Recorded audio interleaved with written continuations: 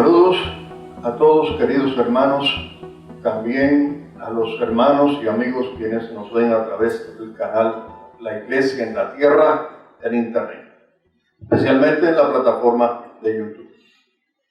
Hoy queremos hablar sobre las relaciones interpersonales en general, pero muy especialmente entre nosotros quienes nos llamamos cristianos.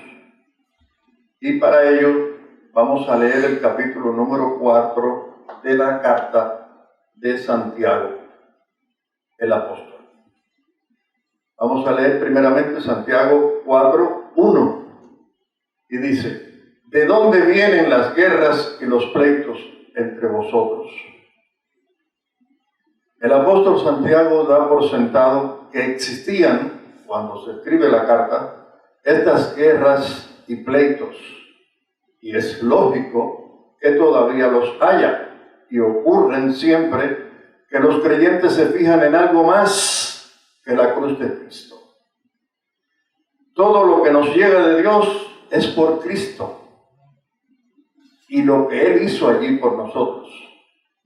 Cuando sacamos la vista de Cristo y Cristo crucificado, lo único que puede venir son contiendas, las cuales no existieran si miráramos solamente a Cristo y Cristo crucificado, lo que da libertad de acción al Espíritu Santo en nuestras vidas, a fin de que podamos vivir la vida que Dios quiere. Luego nos dice de dónde vienen, pero también se hace necesario que las haya, como leemos en la carta primera de Pablo a los Corintios, capítulo 11, versículo 19, porque es preciso que entre vosotros haya disensiones, para que se hagan manifiestos entre vosotros los que son aprobados. Las disensiones las ocasionan las guerras y los pleitos de los que habla Santiago en su carta, es decir, en el capítulo 4, y explica de dónde vienen en el inciso B de ese versículo 1 de Santiago 4. ¿De dónde vienen las guerras y los pleitos entre vosotros? No es de vuestras pasiones, las cuales combaten en vuestros miembros. Codiciáis y no tenéis, matáis y ardéis de envidia y no podéis alcanzar. Combatís y lucháis, pero no tenéis lo que deseáis, porque no pedís. Pedís y no recibís, porque pedís mal, para gastar en vuestros deleites. No se pide conforme a la voluntad de Dios, sino conforme a la voluntad de la persona. Oh almas adúlteras, ¿no sabéis que la amistad del mundo es enemistad contra Dios? Cualquiera, pues, que quiera ser amigo del mundo, se constituye enemigo de Dios. Y aquí es donde entran en juego las relaciones interpersonales, las relaciones sociales. ¿De quién nos hacemos amigos? Ciertamente seleccionamos las personas con las que nos vamos a relacionar. Muy claro nos dice el apóstol Santiago: la amistad del mundo es enemistad contra Dios. Luego, debemos descartar por completo cualquier amistad con el mundo, pero a veces el mundo se nos mete dentro de la iglesia y debemos saber cómo podemos identificarlos y estar alertas ante el peligro, porque Pablo calificó a los falsos hermanos como peligro. Según leemos en la carta segunda a los Corintios, capítulo 11, versículo 26, nos dice: en caminos muchas veces, en peligros de ríos, peligros de ladrones, peligros de los de mi nación, peligros de los gentiles, peligros en la ciudad, peligros en el desierto, peligros en el mar, peligros entre falsos hermanos. Aleluya. Tenemos cinco señales que nos ayudan a identificar a estos falsos hermanos. Primeramente podemos notar una falsa modestia, estar alertas ante la hipocresía. Segundo, se manifiestan, aunque parezca contradictorio, pasivo-agresivo. Hacen daño sin que parezca intencional. En tercer lugar, están muy a tu lado mientras te necesitan. Luego, no les importa nada. Cuarta característica, son actores de teatro, quienes fingen y exageran sus emociones. O sea, lloran y se hacen las víctimas, porque les interesa ser el centro. Son egocentristas. Y por último y quinto lugar, debemos fijarnos muy bien en el lenguaje corporal, porque está estudiado que habla mucho más alto de lo que lo hace el verbal. Más alto que la boca, mucho más. ¿Y por qué nos hace enemigos de Dios tener estas relaciones peligrosas? Santiago, citando Génesis 15:6, 49:10, Éxodo 17:6, Salmos 78:16, Ezequiel 47:9 y Joel 2:28 y 29, nos dice, Santiago 4:5, ¿o pensáis que la Escritura dice en vano, el Espíritu que Él ha hecho morar en nosotros nos anhela celosamente? Significa deseo apasionante, porque el Espíritu Santo tiene celo de cualquier control que la naturaleza pecaminosa pueda tener sobre nosotros. Desea dependencia absoluta en Dios, en Él, Cristo. Desea controlar apasionadamente todos nuestros pensamientos, palabras y acciones. Santiago 4:6 dice, pero Él da mayor gracia. Por esto dice, Dios resiste a los soberbios y da gracia a los humildes. Aquí también está citando Job 22:29, Salmos 138:6 y Proverbios 3:34. La gracia solamente viene por medio de Cristo y lo que hizo Cristo en el altar de la cruz del Calvario, cuando nos humillamos a mirar estricta y fijamente a ese lugar, mirando el plan provisto por Dios para nuestra salvación, que es el único. No hay otro. Nos sometemos a Dios. De esa manera nos sometemos. Por eso nos sigue diciendo Santiago 4:7, someteos pues a Dios, resistid al diablo y huirá de vosotros. 3 sencillos pasos que garantizan la victoria. Victoria total. Amén. Gloria a Dios. Pero que realmente son solo dos. Si nos analizamos bien, son dos solo. Primero, someterse ¿a quién? A Dios. Y segundo, resistir ¿a quién? Al diablo. El tercero viene por gravedad. Él huirá de nosotros. Gloria a Dios. Aleluya. Jesucristo es el Señor. En el versículo 8 leemos, acercaos a Dios y Él se acercará a vosotros. Pecadores, limpiad las manos, y vosotros, los de doble ánimo, purificad vuestros corazones. Sin un conocimiento apropiado de la cruz de Cristo en cuanto a la santificación del santo, es imposible para el creyente vivir una vida cristiana victoriosa. lo cual se logra en la medida en que nos acercamos a Dios. También es indiscutible que a Dios no le agradan las personas de doble ánimo. Y lamentablemente estos falsos hermanos están obligados a tener doble ánimo. Son como la hoja del caimito, que tiene dos colores. Aparentan una cosa y son realmente otra. A mí me llama poderosamente la atención las amistades de Daniel. Estoy muy seguro que él las escogió muy bien.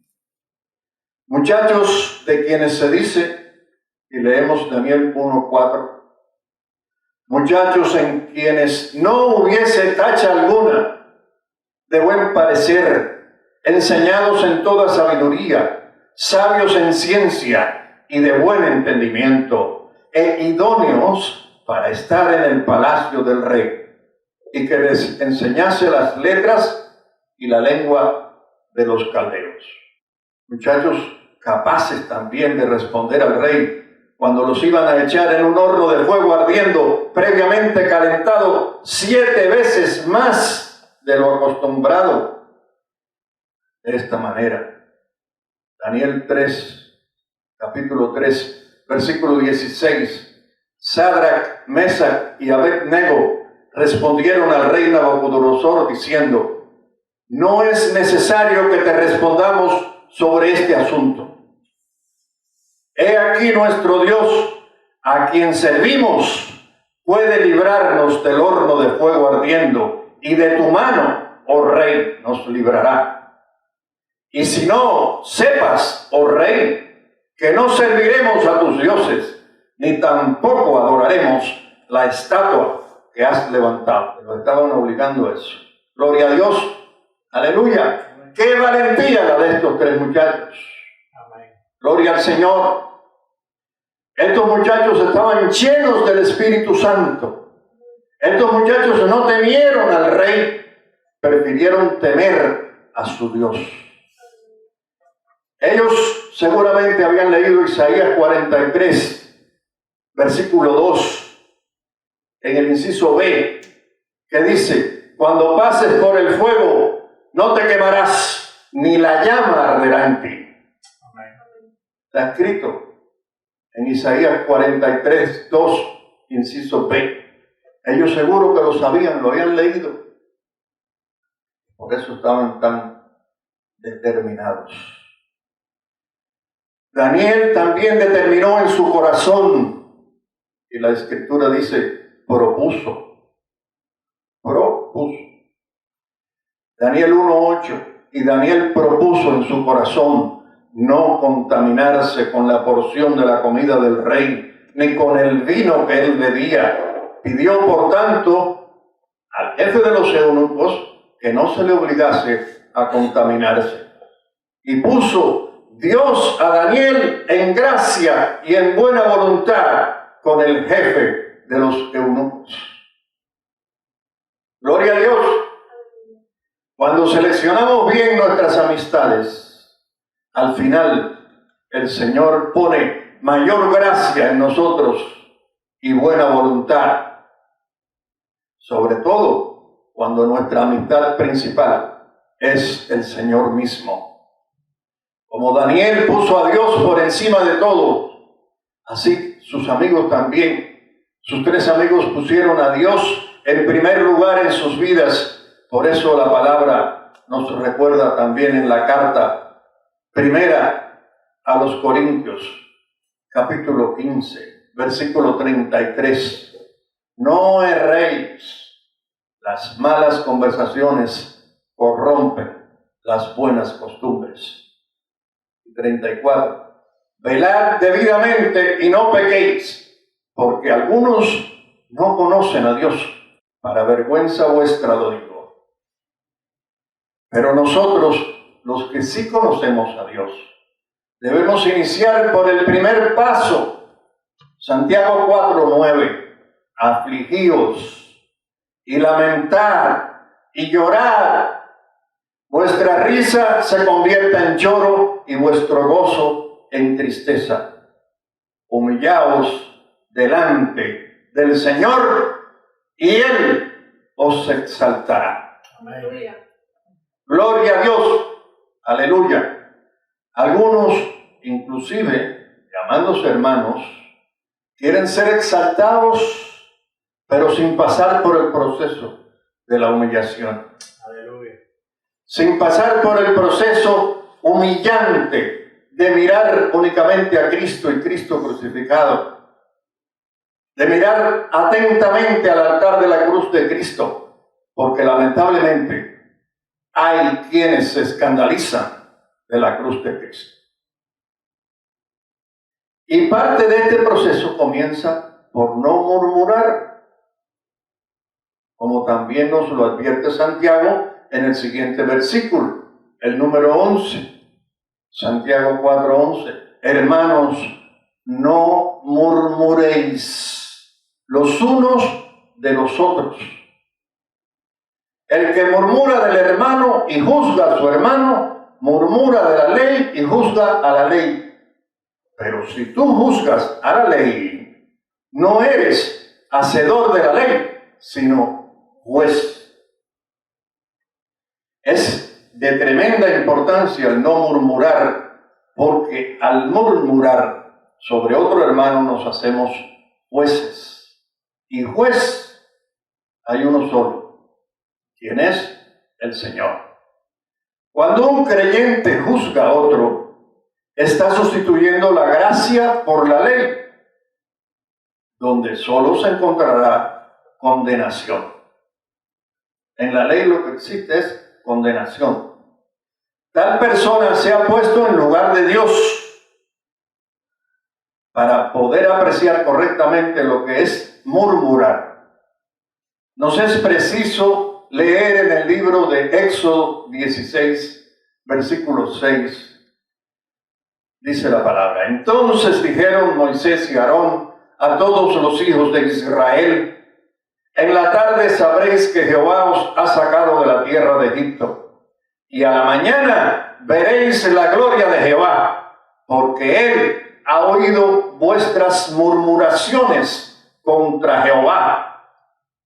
Porque nosotros, ¿qué somos para que vosotros murmuréis contra nosotros?